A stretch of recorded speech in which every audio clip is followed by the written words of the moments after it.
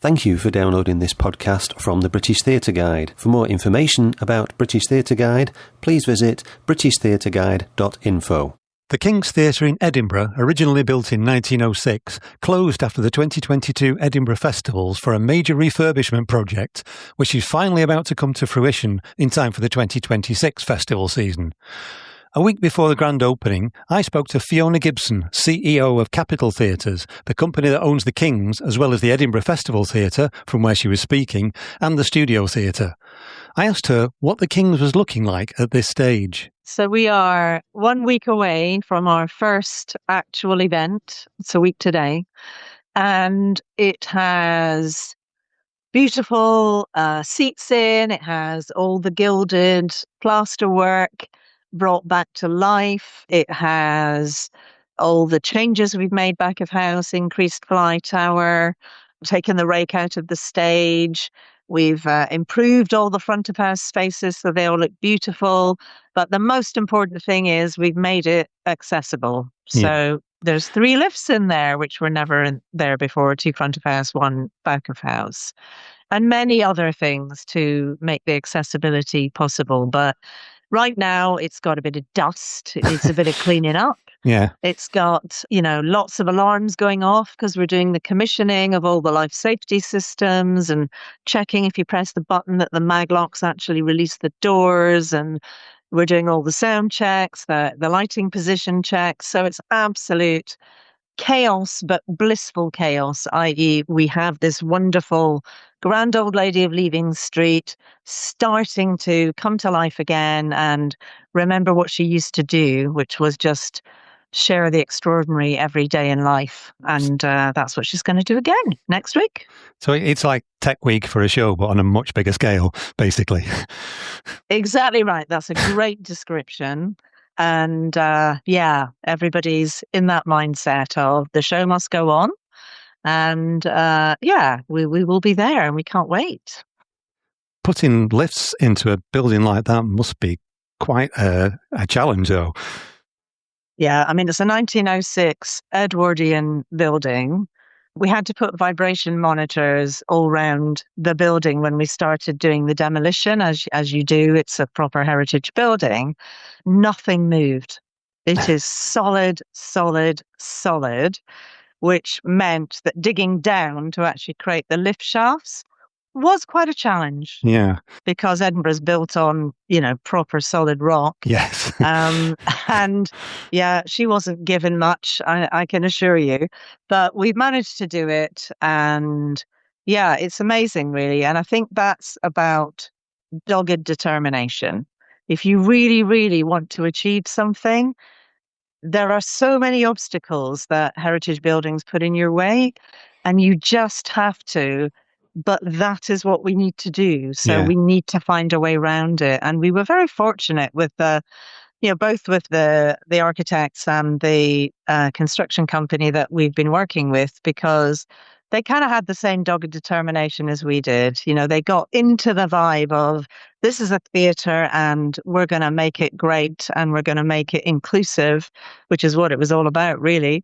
And so we have to find a way around these things. So we had to do a different drilling demolition process actually to create the shafts. So that gave us a 13-week delay right at the beginning. But you just make the decision, that's what we need to do. And we did it. So we have 3 lifts in there, 2 front of house, 1 back of house. It's on 5 floors, the theatre. So, those lifts, there is a lift that goes to every single space in the building in terms of levels. They don't all go to all 5 levels, but you can get wherever you need to get by a lift, which is, really transformative for the community and unusual, I think, for an Edwardian building. I don't think there are many Edwardian theatres that are, almost fully accessible. Yeah. As we will be by the time we open next week. Some of the old theatres, still, it's quite a challenge to get into some of the seats. They're not really built for the width of modern people quite often, are they? And some of the backstage areas, you have to walk sideways. Yeah, and that's a great point you raise, because actually the other thing we've done is we've removed some of the seats and reconfigured parts of the auditorium to put in some wider seats in some areas in the stalls. So we've done exactly that, because you're absolutely right. Wheelchairs have got larger. They've got more technology built into them, so they're actually wider. So, the wheelchair spaces, we've got more of them and they are wider. We've got transfer arms that we've put into all of the stalls seats on the aisle, because there's a lot of people who, they may be in a wheelchair, but they can maneuver themselves out to sit in a seat. And it means they're able to sit with their families and friends when they're coming to see a show. So, we put transfer arms in. We put in a changing places toilet at the top of the building, which is part of the Edinburgh Council register. So that's the other thing about the building. It was always closed unless we had a show on. Why would you want such a wonderful, fantastic public building to be shut, except in the evening and the odd matinee? So, we put in a cafe, because I think communities coalesce around food. So we've put in a cafe, and that means the building will be open all day. We've also put in a creative engagement studio into the top of the building, which means that the community can use it, for work off the stages. We have quite a big creative engagement program in Capitol Theatres for people living with dementia, for young people who are really interested in, the creative pathways, and also heritage storytelling. So that space will allow us to do that kind of work down at the King's as well as up here at the Festival Theatre. We've got an artist support program that we do up in our studio at the Festival Theatre. We'll be able to use that space, all day long for artists to get involved in the building as well. So yes, it's about, I would say we spent the money on three big things, I would say. The first was accessibility, as we've said. The second was really about the stage house and making it back to being fit for purpose for the UK touring ecology. Because the King's is actually a really important size of theatre for the touring ecology. It's 1126 seats now. We think of that as being kind of mid-scale, but it's really not. Even in London, you look at all those theatres, and there's many that are much smaller than 1126. Yeah, a lot of West End theatre are actually tiny, aren't they, really? Exactly. Compared to regional theatres. Totally. So, for those guys coming back on the circuit for that size of show, they're really excited, because they'll be able to, get back into the ecology in Edinburgh from that point of view. So that was the second kind of scale of money, which was increasing the fly tower by 4.5 meters. Another big job, as you can imagine, because we put these 4 massive pillars at each corner of the basement of the building, and kind of shot up the way and increase the height of the fly tower above the existing roof, and then remove the existing roof. So it was an absolute, feat of engineering. It was incredible. And it's really tastefully done. When you look back now at the King's Theatre and above, it blends into the environment. So I think they've done a really nice job of, not making it stick out like a sore thumb. The 4.5 meters high is a good drop, for, more complex scenery. So we've done that. We took the rake out of the stage, which means that we can actually do dance back at the King's Theatre. And we have quite a big dance audience, so being able to do that down there is going to be brilliant as well. And then, of course, we kind of zhuzhed up the back of house areas in relation to dressing rooms and, toilets and all of that good stuff. And then the next third was really around the stuff that nobody ever sees. So all the wiring and the mechanical and electrical stuff, which is vital, as we know, for getting a theatre going or any building going. So another third was that kind of work. But also we've really opened up the front of house spaces. So those spaces are still, the footprint is the footprint. We couldn't extend anything except out of stage door, where we had a lane, which was quite a wide lane, stage lane. We've managed to extend the cafe into that area, but still have a decent stage lane. And we've levelled all that. So even levelled the front of the building. So the council have been absolutely brilliant and they've leveled off the pavement for us. So we have got street to seat and stage level access, which is remarkable because it's been a massive kind of community getting together and all of us really wanting this to work. So everybody's participated in making that happen. So yeah, the last third is really about all those things that are external to the building, as well as the front of house spaces being zhuzhed up. The toilets in the King's Theatre were all on the external corners of the building, the best spot you could look out, you could possibly see. Yeah. Nuts. So we've removed all that, and all the toilets and many more of them are now in a central column in the building. And those corners are now beautiful spaces that you can sit in and have a drink before the show or chat to your friends or whatever. So all of that has been done as well. So yeah, it's going to be a building that is, people will recognize it. It's still the Grand Old Lady of Leaving Street. It's still the People's Theatre. You come into the auditorium, it's largely the same seats. We sent them all away to be renovated and, redone, but they're still very good seats. So all of that has gone back into the stalls and into the dress circle. The upper circle is totally different. So it was really steep and it had old cinema seats that went in the 50s. So we got rid of all that and we now have the seats the same as the dress circle and stall. So it matches. There was, believe it or not, a control box sitting in the middle of the upper circle, which was great for the tech guys. They loved sitting in amongst the audience. But in reality, those are really good seats with great sight lines. So we've made them a lovely new control box up there, just behind it all, which is where we've taken those seats out, which were also the worst sightlines anyway, and the most difficult and steep to get to. So that's all good. And now all the seats in the whole building, there'll be very few that you have sightline issues with. Pretty much all the seats will be great view wherever you're sitting. But we've also put in a dedicated audio description box, a dedicated BSL box, and the dedicated control room. We've put in new follow spot locations. All of those things are just much better laid out. Yeah. And all the beautiful original boxes that we had that were obviously there for people to be seen rather than to see the stage. We tended to just use them to hang lights off, really. But actually, we've now sorted all that out as well. So we will be able to use the boxes if we want to. We've got proper, rolling bars to put our lighting on. So yeah, it's going to be easier for the staff to actually run the building from a tech point of view. Also, from front of house, being able to navigate round.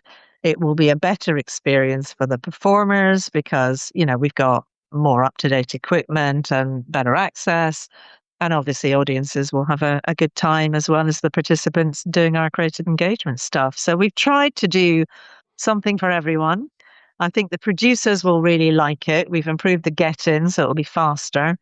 And yeah, all of those stagehouse changes, I think, will mean we can have, a better experience for the visiting companies and any production that we do ourselves as well. So yeah, it's very exciting. I mean, it's been a real privilege, I think, for us to do it because there's very few buildings like the King's in Edinburgh that are loved by the people. We did a crowdfunder right at the beginning and, 90,000 people contributed to the crowdfunder.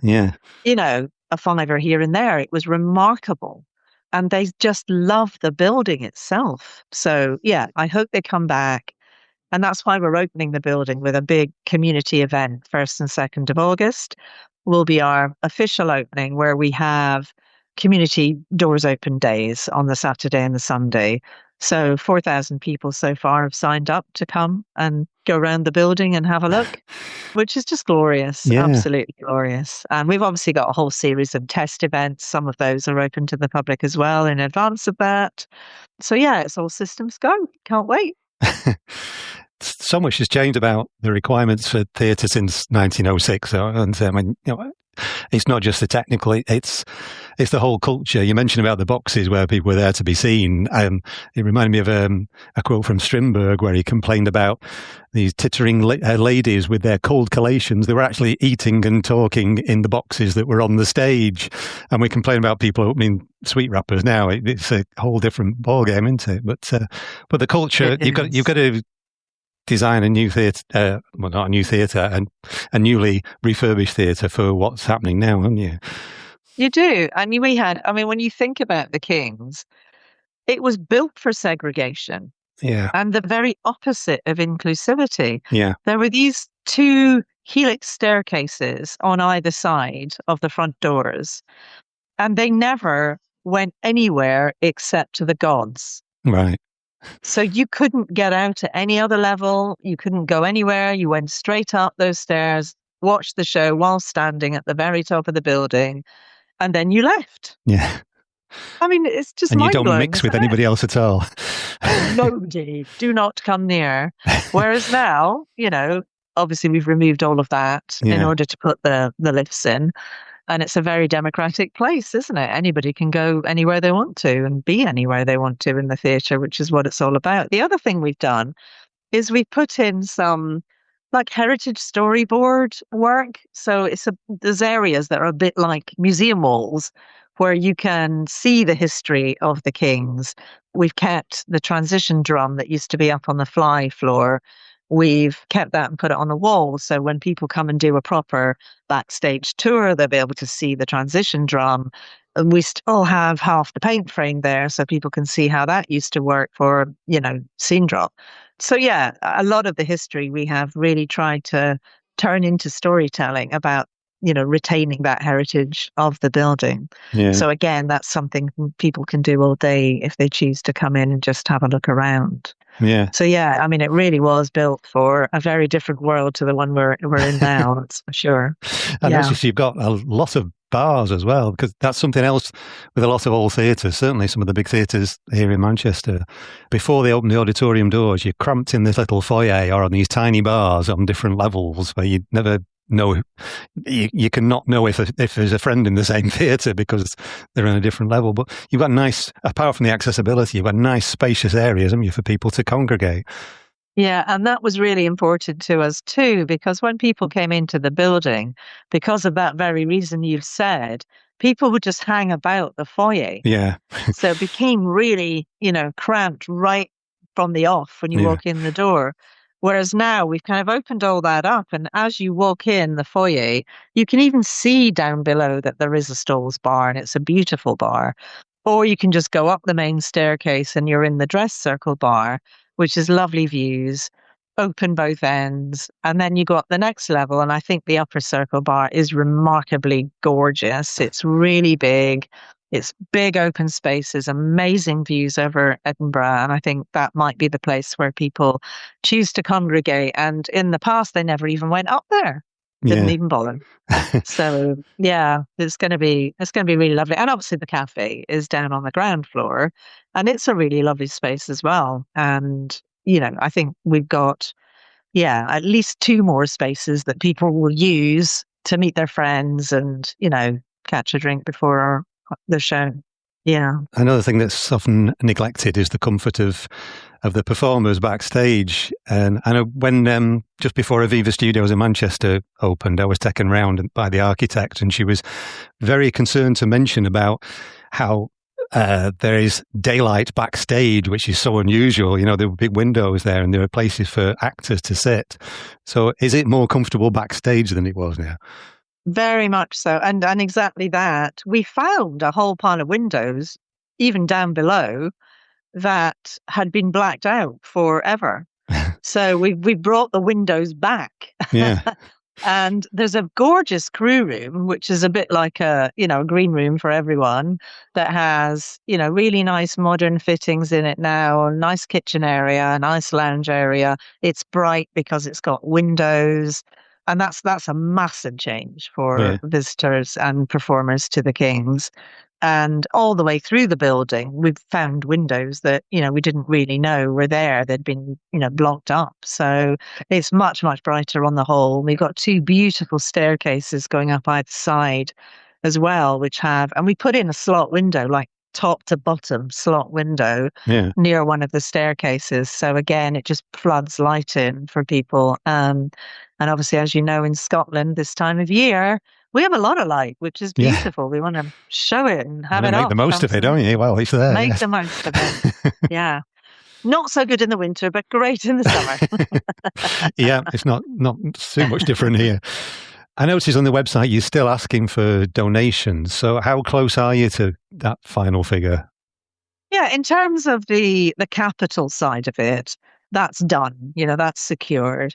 Of course, there's little finishing touches that you still want to have and do, and wayfinding is so important. I mean, you can just put a vinyl up or something, and you'll help people find their way. But when we've spent so much love and attention on making the place beautiful, it's those little touches we'd love to finish with a much nicer finish. Yeah. So there are little things that we're still raising funds for, and people are being very generous. We've done another crowdfunder to finish it off in that regard. So yeah, we're confident we'll get it to a place we need it to be. But the building is secured. We've had amazing support from Scottish Government, from the City of Edinburgh Council, from the UK Government, from the National Lottery Heritage Fund, from a whole range of trusts and foundations, from individuals, from friends. It's been remarkable. We've really had great support. And of course, ourselves, we had been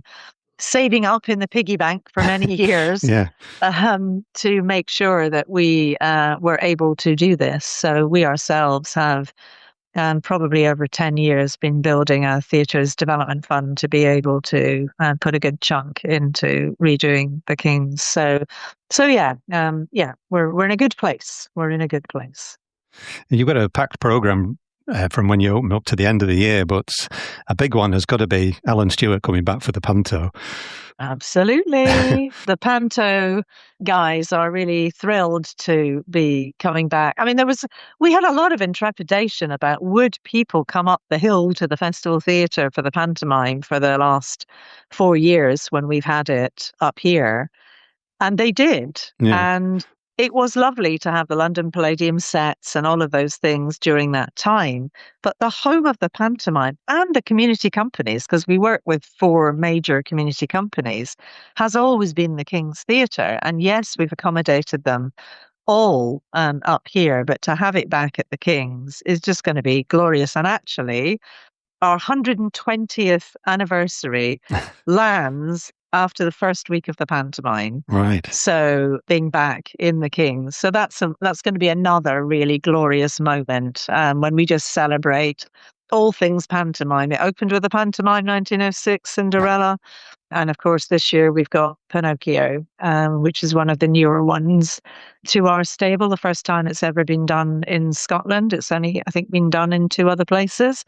So, that'll be fun. And, we're weaving the script to have the Edinburgh story in it and the story of the King. So it will be great. It'll be good fun. And Alan and Grant and Jordan are excited to be coming home. And that's exactly what they call it. We're looking forward to coming home. So it'll be great. Yeah, Alan was on our podcast in December talking about his 50 years in Panto, and he was saying how much he was looking forward to going back to the King's.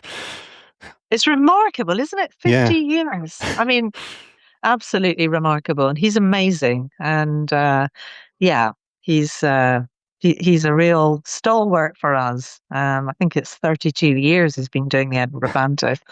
So that's just incredible. Yeah. What happened to the other theatre regular employees during refurbishment? We, because we have the 2 other spaces, both the Festival Theatre and the Studio Theatre, we kept everybody. So obviously you ebb and flow with the variable hours staff, for the front of house and the tech. There are show-based staff. You ebb and flow with those, but actually we have kept everyone. And we've been building up to this moment, and clearly we've recruited more people, things like stage door, some more tech people, and front of house in the main. And because we're putting a cafe in, then we've had to recruit more staff to be able to run, that side of the business, the kind of food and beverage side of the business. So yes, all of that is done, and we're heading into training of those people this week and next as we do the test events.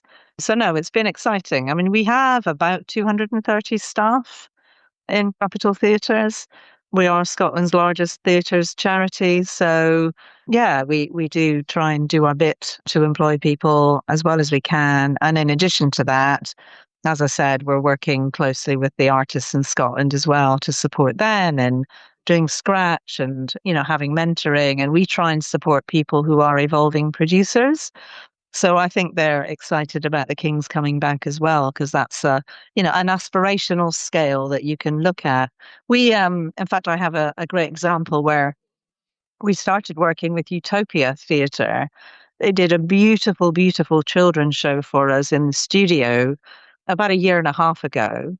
We've now scaled up a different show of theirs, which is Crown of Blood, which is a Yoruba version of the Scottish story. Yeah. And that is part of our opening season in the Kings. So it's lovely to have supported, smaller companies to build up to being part of the larger Scottish ecology. So, no, we're excited to have that middle level again in between the studio and the festival theatre, where hopefully we can support artists to evolve their work.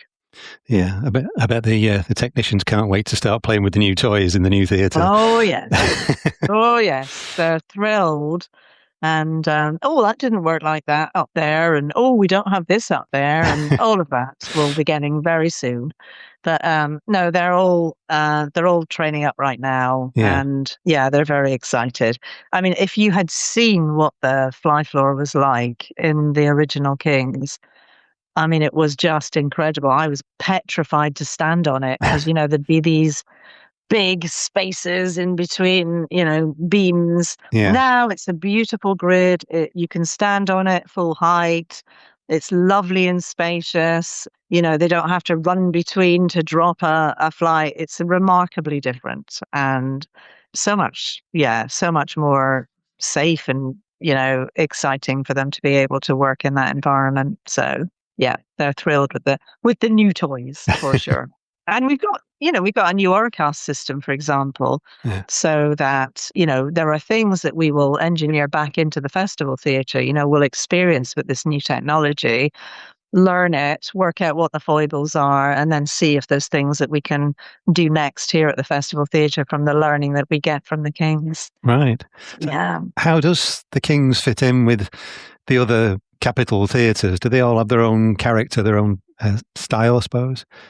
We program 8 genres in capital theatres, and I would say we pretty much do all 8 in all spaces, but just at different scales. So, we would do musicals, we do opera, we do dance, we do family, we do one-nighter comedy and music, we do drama. The Kings was always the drama house, really. And it will still be probably, if you look at the scale of drama, a lot of it would be more king size than festival theatre. Yeah. But there are also smaller musicals that we will put in here. There are also smaller dance shows. In fact, we're opening with the dance show Lullaby from Yasmin Vardaman. So it's great to be able to do all 8 genres down at the Kings, whereas previously we couldn't. But they do have their own identities. The big stuff is up at the festival theatre, where you've got the big opera, the big dance, Hamilton, the massive musicals. They would all remain at the festival theatre. But, at the Kings, you've got things like Avenue Q, for example, or lots of those West End shows that are in those smaller theatres. Yeah. We'll be able to try and, bring those. We've got Operation Mincemeat, obviously, opening in our opening season, which I'm just delighted about. So, if you look at all of our genres, they will be in the Kings as well. And I think they've been really missed by those producers. So, yeah, it'll be great to have them back. Now, you joined Capital Theatres I saw an interview with you in November 2019 when you said you were joining it at a great time, but it turned out not to be such a great time, really, did it? It didn't, did it? It wasn't quite what I had imagined. No. And that was, that's when everybody just has to dig deep and get on with it, don't they? Yeah. I was still living in the northwest of England at the time. Obviously, I had been running Liverpool Everyman and Playhouse theatres beforehand. My leaving due, let's say, was not what I expected, i.e. shutting up the building, putting everybody on furlough. It was just a horrible, horrible time. Yeah. And then my starting at Capitol Theatres was exactly the same because, number one, I wasn't allowed to be in Scotland because the rules were different between England and Scotland. Yes. And so I literally ran the business on Zoom for about 18 months from Bolton, having not met the people. And I mean, it was just awful time, wasn't it? But they were amazing. The staff were absolutely brilliant. And they had, every Friday night during COVID, they had a quiz, like a team quiz. So I joined the quiz every Friday night. So I got to know everyone in a nice way. And we had some fun. And there were some awful times. And people had such horrendous experiences as well. And in some regards, it was an absolute baptism of fire. But when you think about fundraising during that period, because we were supposed to start, obviously, the King's Project much earlier. Yeah. And due to COVID, we weren't able to for obvious reasons. But that meant that I could get to know all of those statutory funders with the cats and the dogs and the kids because everybody was at home. Yes. So I had built those relationships. So when I think it was June 21, I finally was able to come up. I had already built relationships with them. And so we were able to work through the case for support for the Kings in a different way. And then if you'd been starting again, I think face to face. So we just tried to make the best of it, didn't we? Everybody just tried to get on with it. We did, I can't remember, maybe a couple of years ago when the UK government were doing the review of how everybody handled COVID, and they did a review of how culture handled COVID too. And they asked me to kind of coalesce around the Scottish theatre world. How did we do it? And we did this focus group where we all sat down and tried to dredge back what actually happened. And it was quite therapeutic, really, where you go, oh, yeah, do you remember social distancing? And you go, wow, just the things that we had to do and live through. Yeah. But, we got there, didn't we? And, we never want to do it again. But, sometimes that happens, doesn't it? Just curveballs get thrown at you that you least expect, and you just have to turn on a dime and make it happen. The show must go on, as they say. Yeah. Near to where I live, there's some pavements that still have painted on them, stayed 2 meters apart. And these pavements are probably only 1 meter wide. So you have to walk in the middle of the road. But it's remarkable, really, that more theatres didn't close during that time, really, isn't it? Somehow everybody sort of tightened the belts and kept going with pretty much no income, didn't they? They did. It is remarkable. And, the government did step up, didn't they, with the emergency funding. Yeah. Eventually, they did. And, that was also quite challenging for Capitol Theatres because at that time, Capitol Theatres was not a regularly funded organisation, as they call it in Scotland, an MPO in England. And all the money in Scotland for emergency funding for theatres was coming through Creative Scotland. Yeah. So as we were not members, you're kind of outside. Yeah. So that is how I got to know the Scottish government, because I had to work with them directly in order to ensure that Capitol Theatres got some funding to support us to get things through. So things you just try and put in a box and forget. Not have to do again one day, hopefully. Yeah. So you're reopening just in time for the Edinburgh festivals. What can people expect when they come in when they walk up to the Kings in August? Well, the first show actually is ours with the Fringe, which is Graham Norton doing his Wang It On podcast. So we're very excited about that. That's sold really well, as you would imagine. Yeah. But that's the 7th of August. And the very next day, we have EIF coming in. So their program's been on sale for quite a while. We've got some big, big stuff going into the Kings. So we've got Even Van Hoe's Angels in America. Yes. That's quite big, isn't it? 5.5-hour epic. So we've got that.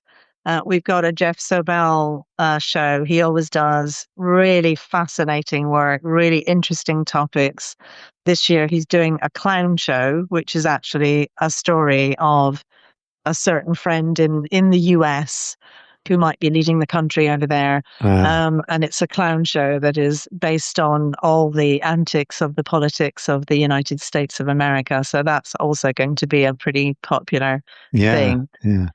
So we've got some fantastic stuff going in there. And obviously the rest of their program we have up at the Festival Theatre and in the studio. So all three of our venues are used by EIF, and we're very excited to have them come back. And like the producers I talked about, West End and elsewhere, EIF has really missed the size of the Kings, so and they can't wait for it to be back in the stable of venues that they can use this year. So we've been talking about the programming of it for some considerable time, as you can imagine, because the Kings we program 1 to 2 years in advance.